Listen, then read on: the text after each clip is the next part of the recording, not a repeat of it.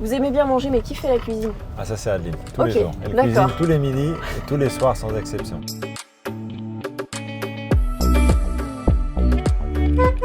Bonjour à tous et bienvenue pour cette deuxième semaine au Printemps des sports équestres de Fontainebleau.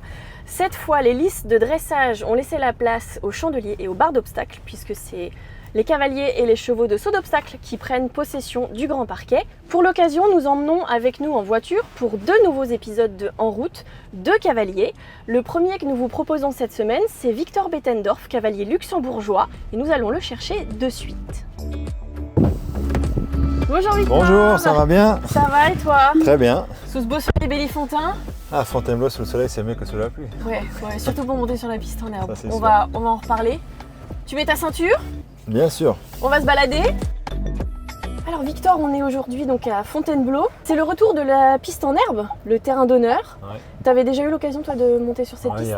il y a très très longtemps, je crois que c'était en 2010-2012 quelque part, c'était Ouais. la dernière fois.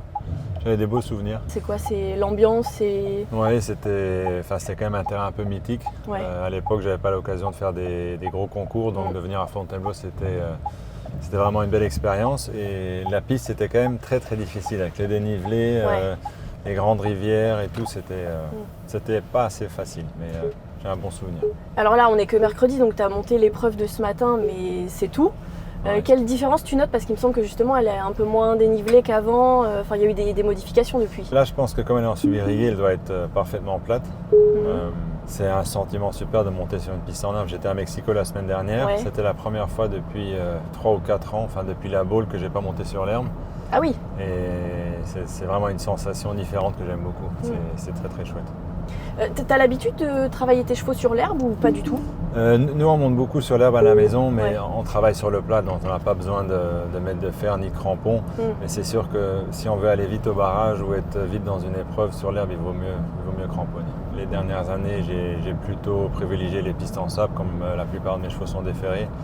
Mais bon, cette année, avec les concours globaux qui étaient sur herbe, Fontainebleau sur l'herbe, et puis peut-être Aix-la-Chapelle, les Jeux Bah mondiaux ouais. qui sont sur l'herbe aussi, on a dit que cette année, on allait changer un peu de programme et mettre des fers pour pouvoir sauter sur l'herbe. Moi, j'allais venir justement à ça, Aix-la-Chapelle. Tu t'as déjà monté là-bas, toi, ou pas du tout? J'ai une fois monté à Aix-la-Chapelle, c'était les championnats d'Europe en 2015. Parce qu'à l'époque, je pensais que ce serait la seule chance de ma vie de pouvoir aller à Aix-la-Chapelle, c'est pour ça que je l'ai fait. Ouais. Et c'est vrai que c'était une expérience de dingue. Je crois qu'il n'y a pas un concours au monde qui est comme Aix-la-Chapelle. C'est vraiment, si on compare à la Formule 1, c'est Monaco. Si on compare au tennis, ça doit être Roland-Garros ou Ouais. Wimbledon. Donc on pourrait demander à n'importe quel cavalier au monde s'il pouvait choisir le Grand Prix qu'il veut gagner. À mon avis, à 90%, ils vont répondre Aix-la-Chapelle.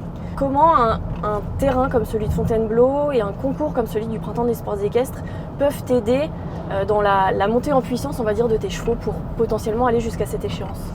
Ouais, c'est pas vraiment l'objectif fixé pour moi de faire Aix-la-Chapelle. Je vais Ok. vraiment le faire si je sens que les chevaux sont en forme. Je vais pas forcer les choses. J'essaye de les engager cette année en fur et à mesure sur des terrains en herbe, à faire des grands prix 5 étoiles pour pouvoir se préparer au mieux pour Aix-la-Chapelle. Est-ce que c'est dur de trouver des bons terrains en herbe? Il y a un moment, j'avais l'impression que les gens préféraient aller sur sable, et maintenant depuis 2-3 ans, il y a de nouveau quand même des beaux terrains en herbe qui reviennent, parce que c'est quand même une expérience pour le cavalier qui est plus sympa que de monter dans un bac à sable. Tu disais que tu travailles tes chevaux sur l'herbe à la maison. J'avais lu aussi, il y a de ça quelques années, que toi, tes chevaux vivaient dehors, etc. C'est toujours le cas ou tu as changé ton mode de fonctionnement? Non, le fonctionnement, c'est encore c'est le même. On essaie vraiment de les faire vivre au maximum dehors. Les chevaux sont tous minimum 6 heures dehors par jour. Ouais. En été, on essaie de les laisser dehors la nuit aussi. Souvent, les piquets de chevaux qui vont ensemble au concours, ils vont ensemble au champ aussi. Et je trouve que c'est très important que les chevaux ils aient un super moral et qu'ils aient envie de bien faire. Bon, ça va? Est-ce que je conduis bien jusque-là? Pour l'instant, ça va. Tu es plutôt te faire conduire? T'as confiance en voiture avec les gens? Moi, j'aime bien conduire. J'ai longtemps conduit les chevaux Ok. en concours, mais là, effectivement, les derniers temps, comme j'ai eu des enfants, j'essaie vraiment de rester le plus longtemps possible à la maison et de rentrer le plus vite possible. Et t'es quel genre de conducteur? T'es plutôt cool ou t'as un peu la pédale lourde? Après, j'aime bien aller vite. En respectant les limitations de vitesse, bien sûr. C'est juste bien les sûr. accélérations pour te rendre à 90. Quoi. Voilà, exactement. On le sait. C'est un peu comme à cheval. Je suis compétiteur et j'aime bien J'aime bien aller vite, mais dans les règles du code de la route, bien sûr. Pour revenir au travail de tes chevaux, on a vu avec mes collègues que que tes chevaux travaillaient à pied avec Cécile de Vrégil, Oui. quelqu'un qui est spécialisé dans le travail à pied des chevaux. Depuis quand cette collaboration et pourquoi tu as décidé, toi, de faire travailler tes chevaux sur ce point? Ouais. En fait, l'année dernière, j'avais un cheval qui était sans faute dans le Grand Prix du Global à Vienne. Ouais. Et je suis parti pour le barrage et malheureusement, il est resté coincé à la porte et j'ai jamais pu courir le barrage. Ok. Il l'avait jamais fait avant? Il l'avait jamais fait avant. Après, c'était une atmosphère un peu spéciale parce qu'on passait de la détente en dessous du château pour arriver sur la piste. C'était en nocturne. Enfin, il y avait beaucoup d'éléments qui étaient un peu nouveaux pour le cheval et qui lui ont sûrement fait un peu peur. Avec Adeline, on a trouvé Cécile qui nous aide beaucoup sur le plat. Et franchement, c'est une approche très intéressante parce que c'est autre chose de ce qu'on avait l'habitude ou ce qu'on voit.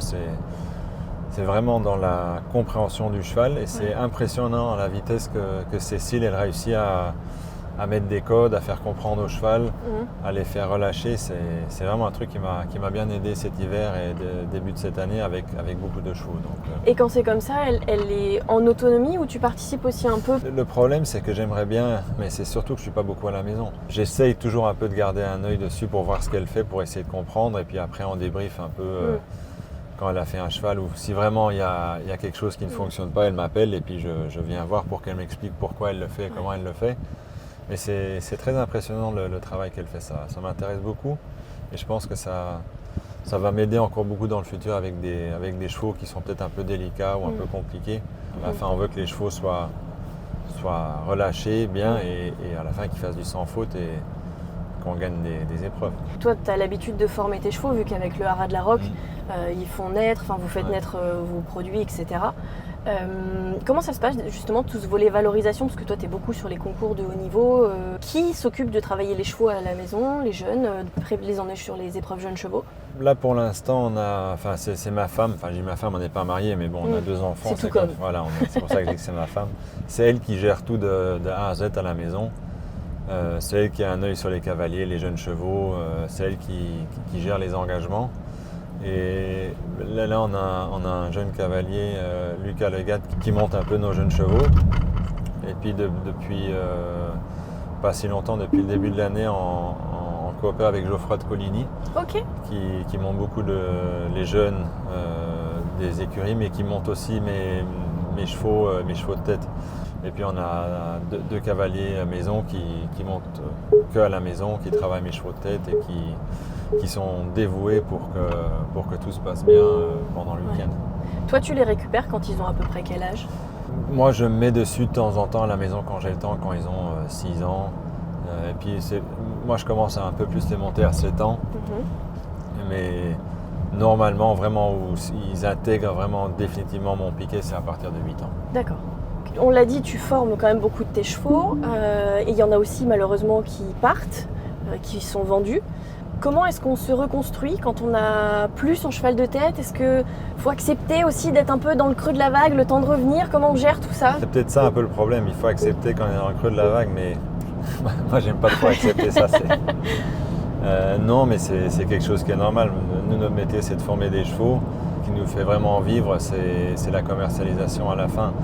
Donc c'est sûr que c'est un peu triste, mais bon, aujourd'hui, ce qu'il faut réussir, c'est d'avoir toujours un réservoir de bons jeunes et d'avoir la relève derrière. Et je pense que ça, c'est quelque chose ce qui est le plus dur à construire, parce que d'avoir un bon cheval un jour et de faire des bons résultats, c'est quelque chose qu'on peut réussir. Ouais. Et à la fin, pour moi, les grands cavaliers qui sont vraiment un peu au-dessus des autres et au-dessus du lot, c'est ceux qui réussissent à avoir un système où ils sont tout le temps dans l'optique d'avoir des jeunes chevaux derrière. Et avec Adeline, on en discute souvent.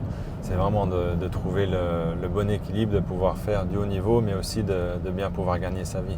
Ouais. Ça, il ne faut pas l'oublier non plus, parce que le sport, c'est bien, mais il faut pouvoir aussi entretenir une famille, construire, avoir des projets, s'agrandir et vraiment essayer de construire quelque chose qui dure dans le temps et qui progresse.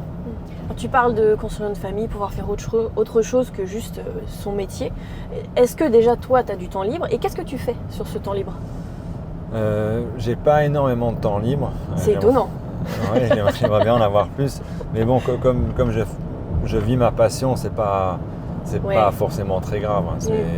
Disons que c'est moins difficile de se lever le matin, quoi. Voilà, j'ai quand même la chance de voyager beaucoup, d'être dans des endroits formidables, de faire des beaux concours. Je vais pas trop me plaindre non plus.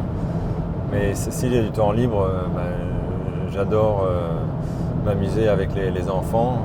Genre, j'adore faire du jardinage, donc on plante des plantes, des arbres, on s'amuse à la maison. Il a une petite moto de cross électrique, donc on fait de la moto. Sa petite sœur, elle a un quad électrique, donc ils font un peu les fous dans la Hara, ils s'amusent avec ça.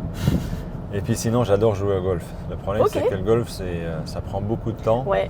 Là, à Fontainebleau, il y a un super golf juste à côté. Donc là, cet après-midi, si j'aurai le temps, j'ai encore un peu joué. Donc il faut que je te libère vite, quoi. J'ai toujours mon sac de golf dans mon camion. Ok. C'est agréable parce qu'on se promène, on oublie un peu les chevaux et c'est un sport très très frustrant. C'est un peu comme les chevaux aussi, mais c'est un peu autre chose. Mais c'est quelque chose que j'aime beaucoup. Quel va être ton programme? Où est-ce qu'on va te retrouver dans les semaines, mois à venir, dans l'idéal? Dans l'idéal, déjà, on va essayer de faire un très bon week-end ici. J'ai emmené 2 9 ans qui n'ont jamais fait de 5 étoiles, donc je pense pas qu'on va faire le Grand Prix cette semaine, mais j'aimerais quand même bien faire une qualif et puis voir comment les chevaux se comportent. Puis la semaine prochaine, je repars à Shanghai. Après, on va faire le Touquet, Windsor, et après j'aimerais bien faire Aix-la-Chapelle, mais pour l'instant c'est encore un peu compliqué. Aix-la-Chapelle, le CHIO, pas le. Voilà, parce qu'avant les championnats du monde. Mais comme j'ai un peu en arrière-tête les Jeux mondiaux, ça aurait été sympa de pouvoir faire Aix-la-Chapelle un peu déjà avant, parce que ça fait quand même 10 ans que j'ai pas fait Aix-la-Chapelle. Et puis Aix-la-Chapelle, il y a des chevaux, c'est tout ou rien, quoi. Il y en a, ça les magnifie, et il y en a d'autres, ça les tétanise. Exactement, donc je pense que ça serait une bonne idée, mais on va essayer de faire une bonne perf avant et peut-être que du coup l'organisateur sera content de m'inviter, on ne sait jamais.